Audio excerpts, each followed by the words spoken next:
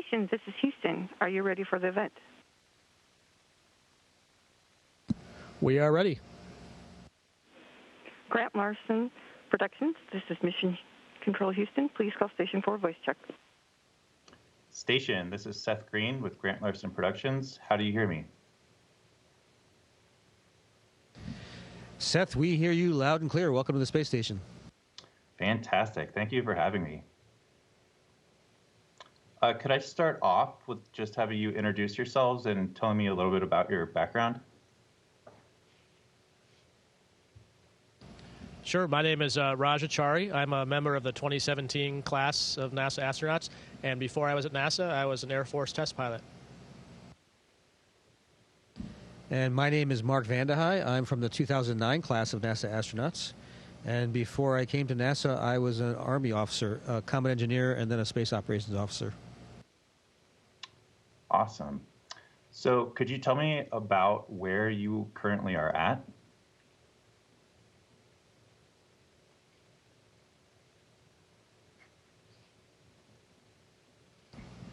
Yeah, well, looking at our data, it looks like we are over South America, Central South America, just crossing the mountains on the west.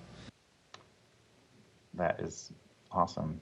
And what could you tell me about the ISS and what it's used for and what you're currently working on up there?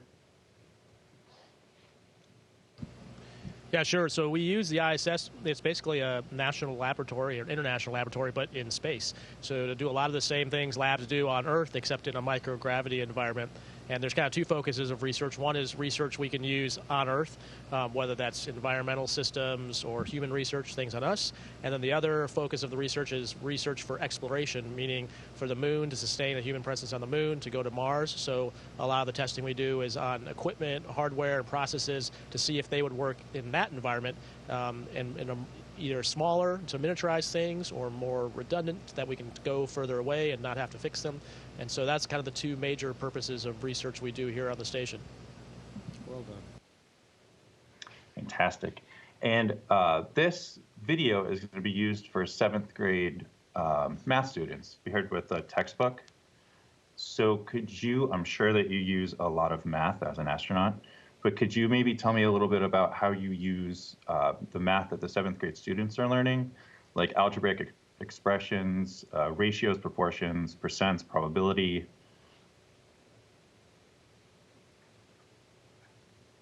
Sure, Seth, and as luck would have it, my oldest son is in 7th grade, so actually not only before I launch, but even while I'm up here, I help with homework from time to time, so I'm well-versed in 7th grade math. So one of the things I'll start with is fractions. So we use fractions not only for the science we're doing, but actually just for daily life. So we are constantly having to move and repack things, and they come in different size bags. So there's a half size bag, we call it a CTB. Mark's holding a 1.0 size. We have 2.0s, we have 3.0s, we have 4.0s, we even have 6.0s and 10.0s. And so the reason fractions are important just to get by on a day-to-day basis is a lot of times we'll have to pack or repack things, and let's say we have to put half of a 3.0 CTB into a 4.0 CTB, and then figure out how much of a 2.0 CTB we can still fit into a 4.0 CTB. So there's lots of halves, quarters, 2/3, thirds, eighths, all kinds of fractions floating around just to get the stuff like food, supplies, and hardware moved around between these different bags. So we deal with it all the time. The other thing we think a lot about is, as 7th graders are learning about, is the difference between area and volume. And so on Earth, the area is what you're standing on. As you can tell here in space, we can stand on just about any surface. And so not only do we have to consider area, but we also have to consider volume a lot. And so we have 4 times the normal area to stand on, which means we account for all the volume. And so we have to worry about things coming into the volume from different sides and how much volume is left in the middle to be able to translate through. And then the other thing we do, again, just related to day-to-day living, is we often use the y equals mx plus b, so your basic slope-intercept equation, for a really simple thing and for really complicated things. But a really simple example is we have different kinds of food containers, and we have to figure out if we have enough food to get us to the end of the time we're up here. Mark's going to be up here for basically a year, which is a long time and a lot of food to keep track of. And so we use this y equals mx plus b equation. So we know b is kind of like instead of the y-intercept, that's the day that you start the eating. And then the m, the slope, is the rate at which you're supposed to eat that food. And each one's different. So, for example, the meat and fish container is a different rate than the breakfast container.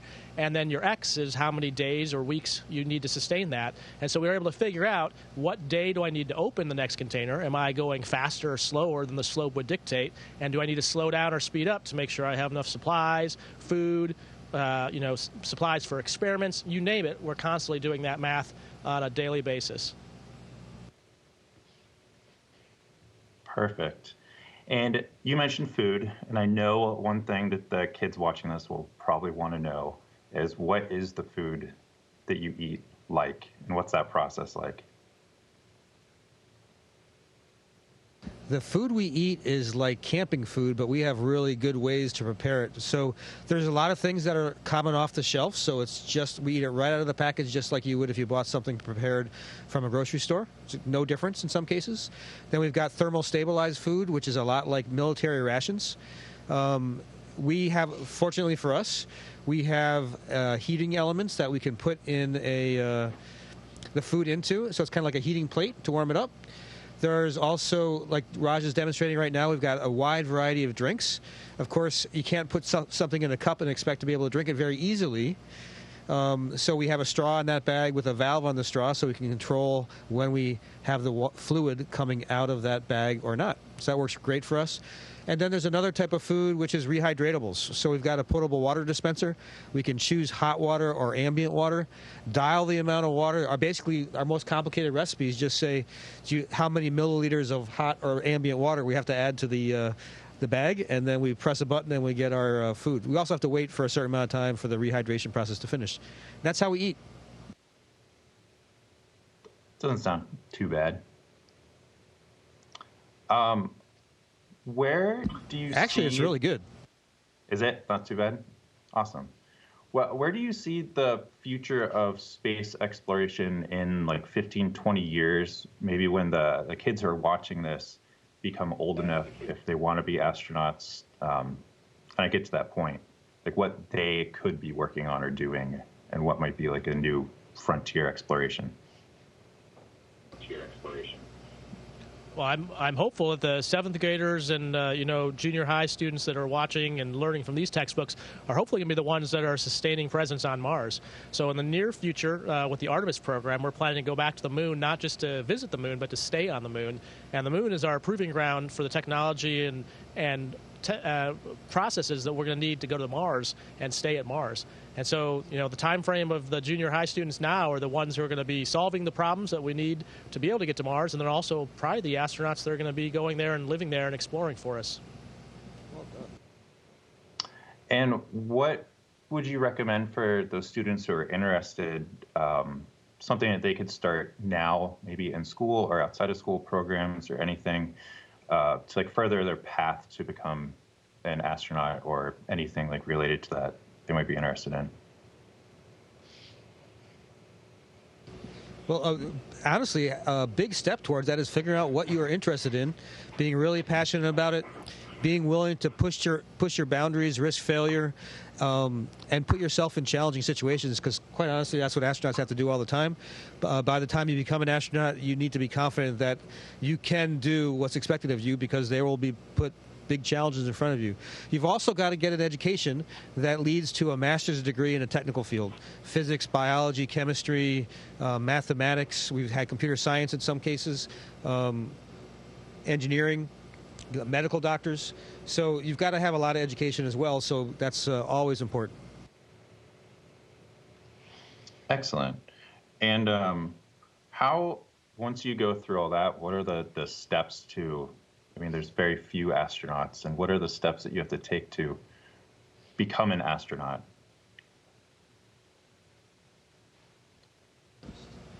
So to become an astronaut, it's actually kind of funny. You actually apply through an online program just like you would apply for any federal job in the U.S. government.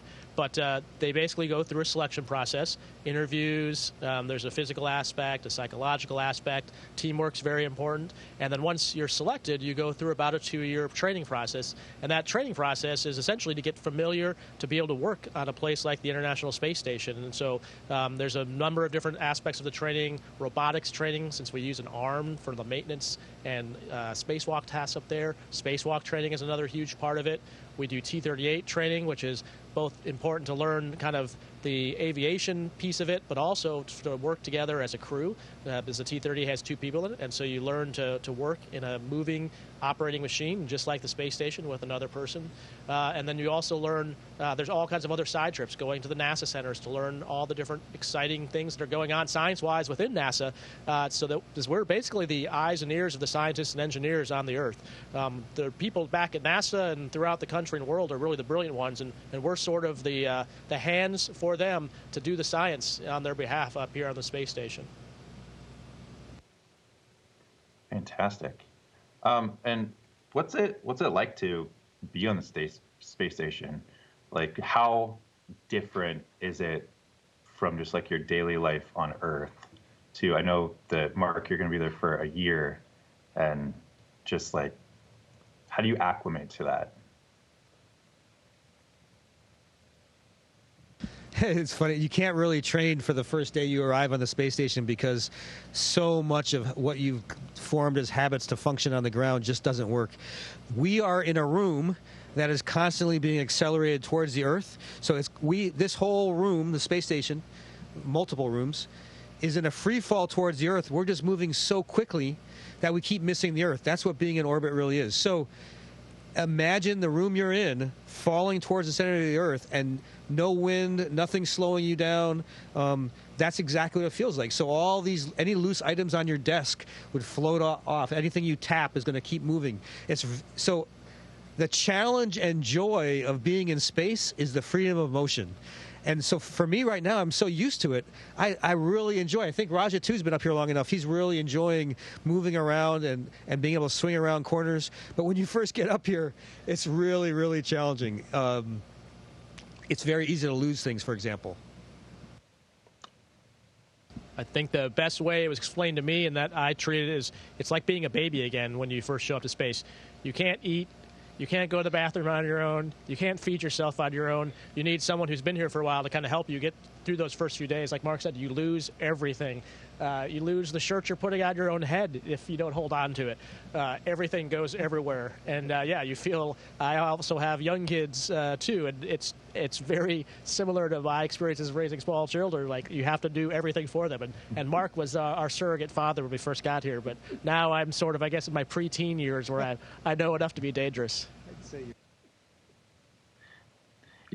You mentioned using the bathroom, and I know I probably should ask, how does that work? So the simple answer is, on the ground, we use water to move things that we don't desire away from us. In space, water flow doesn't work very well for us, so we use airflow. Same idea. We got to get those things away from us and into a storage compartment, and we just use air instead of water. Doesn't sound too weird or complicated. What you mentioned... Well, yeah. Sorry, go ahead.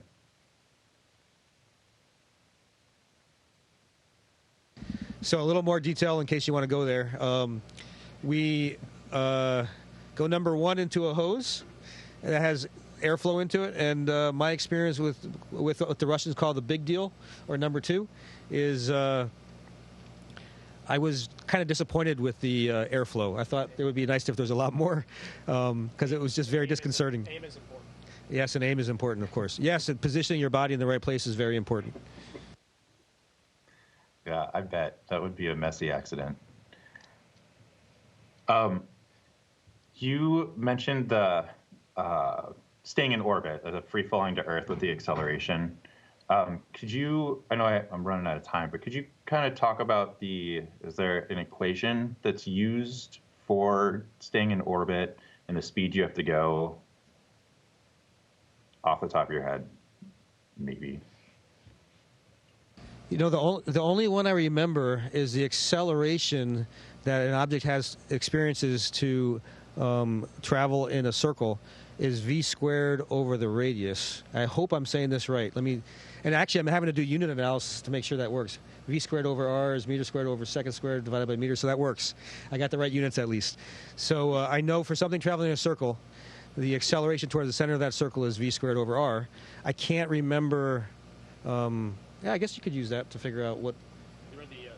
Off the top of my head, we know the gravitational force is related to the mass of the two objects divided by r squared. So the answer to your question, I'll leave it to your students to figure out. It actually depends at what distance you are from the Earth, because that r squared component is the distance between the center of the Earth and your orbit. And so the gravity and then hence the velocity you need depends on what orbit you're in. But as Mark explained earlier, essentially we are going horizontally in this direction faster than we're going vertically, faster than we're falling. And as long as you keep doing that, we'll never hit the Earth. It's fantastic. Some of the students, I'm guessing probably most of them, might not know, in relation to the globe that you're holding there, how high up would you be from that in the ISS?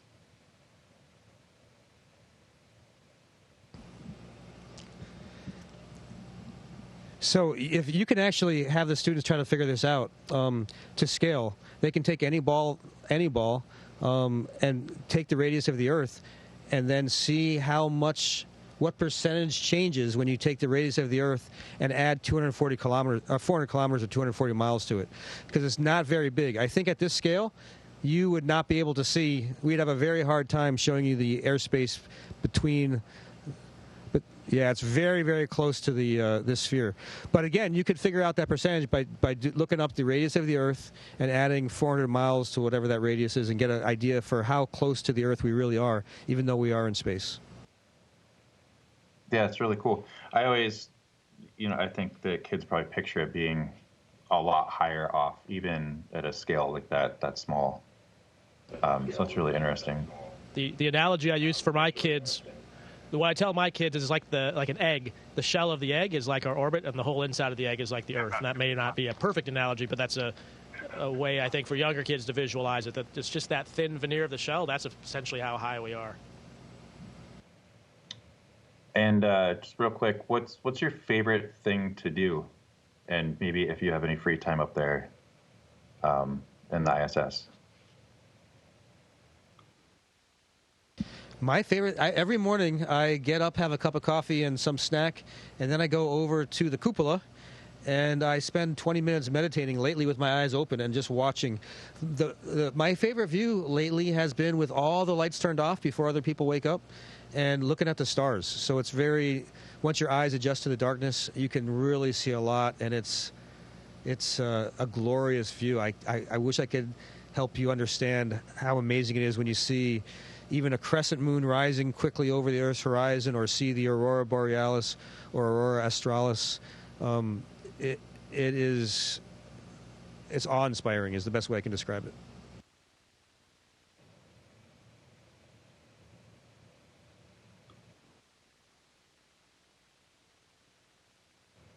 It's fantastic. Thank you.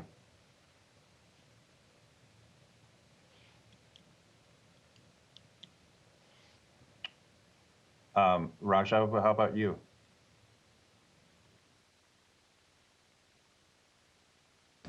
So mine's actually very similar, also in the cupola. The only twist I put on it is coming from an Air Force flying background. What I like to do is go in the cupola, which I should explain, the cupola is a downward-facing window. It kind of is like a series of windows in a circle that looks down on the Earth. And so what I like to do is go in the cupola and flip so that I'm kind of sitting with my bottom towards the Earth and my feet towards the direction we're going, and it feels like I'm in a cockpit flying really high over the Earth. And I imagine it being able to roll, but I probably wouldn't be able to do that at the space station. But it's a pretty cool feeling that you feel like you're just flying over the top of the Earth and just watching ocean turning into land and back into ocean. And I think what for me is the coolest thing is it is really, really hard to figure out where you're at initially until you start to recognize the continents, and it just reinforces that it's a very homogeneous Earth. It is all just one big blue ball. There's not borders or lines or anything like that from here. It's just all just one continuous amazing show. All right. Thank you guys so much for doing this with me. This is amazing. It was really a pleasure. Wonderful questions, and we enjoyed talking to you. Thanks for letting us share it. Absolutely. Good luck up there. Station, this is Houston ACR. Thank you. That concludes the event. Thank you to all the participants from Grant Larson Productions. Station, we are now resuming operational audio communications.